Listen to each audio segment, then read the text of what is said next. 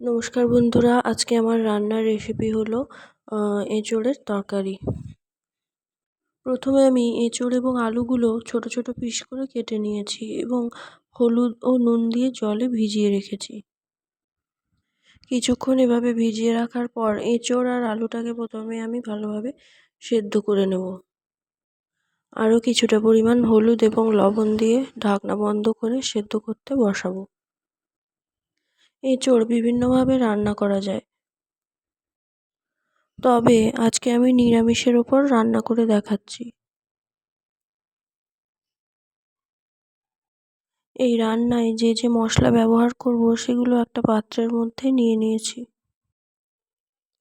এখানে আমি নিয়েছি 3টে তেজপাতা, 3-4টে শুকনো লঙ্কা, তারপর হচ্ছে আদা এবং কাঁচা লঙ্কা, একটা মিডিয়াম সাইজের টমেটো, নিয়েছি ধনে গুঁড়ো এবং গোটা জিরে, আর গোলমরিচ এবং দারুচিনি।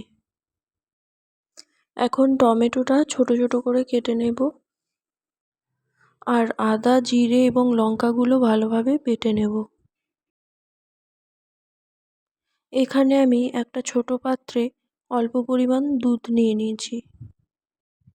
এবার কড়াইতে পরিমাণ মতো সর্ষের তেল দিয়ে সর্ষের তেলটা ভালোভাবে গরম হয়ে গেলে ওর মধ্যে তেজপাতা, শুকনো লঙ্কা এবং গোটা জিরে দিয়ে দিলাম।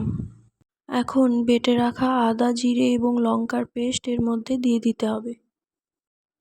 এখন ভালোভাবে কষিয়ে নেওয়ার পর তেল যখন ছাড়তে শুরু করবে তখন এর মধ্যে টমেটোর পেস্ট দিয়ে দিতে হবে।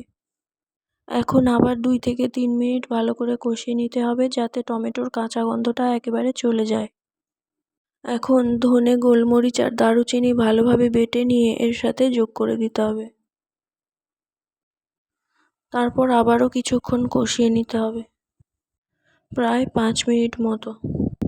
এদিকে আমি এঁচোড় আর আলুগুলোকে ভালোভাবে ছেঁকে নিয়ে একটা পাত্রে রাখছি। এখন আমি এই কষানো মশলার মধ্যে দুধ যোগ করে দিলাম।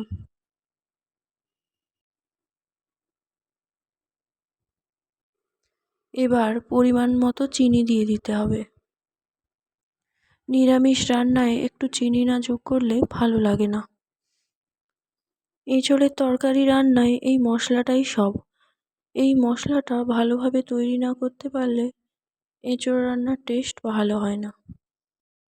এই মশলা যত ভালোভাবে তৈরি করা যাবে রান্নার টেস্ট তত ভালো হবে।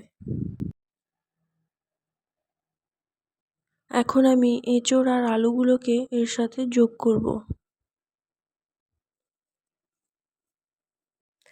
এখন ভালোভাবে খুন্তির সাহায্যে নেড়েচেড়ে নিতে হবে।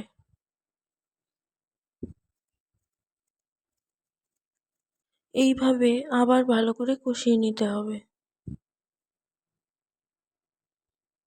এই সময় আমি উনুনের আঁচ মিডিয়াম থেকে হাইয়ের মধ্যে রেখেছি।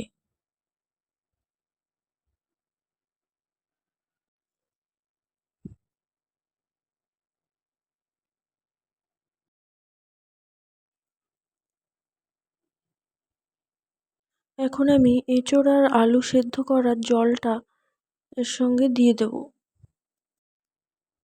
নিরামিষের এই রেসিপিটা আপনাদের কেমন লাগলো অবশ্যই কমেন্ট করে জানাবেন, আর যদি ভালো লেগে থাকে অবশ্যই লাইক করবেন। বন্ধুরা, এখনও আমার চ্যানেলটা যারা সাবস্ক্রাইব করেননি তারা একটু সাবস্ক্রাইব করে অবশ্যই আমার পাশে থাকবেন। আর বন্ধুরা, নিরামিষে আপনারা কেমনভাবে এঁচোড় রান্না করেন সেটা আমাকে কমেন্টে বলবেন। আর লাস্টে ঢাকনা দিয়ে কিছুক্ষণ ফুটিয়ে নিতে হবে এঁচোড়টা সেদ্ধ না হওয়া পর্যন্ত।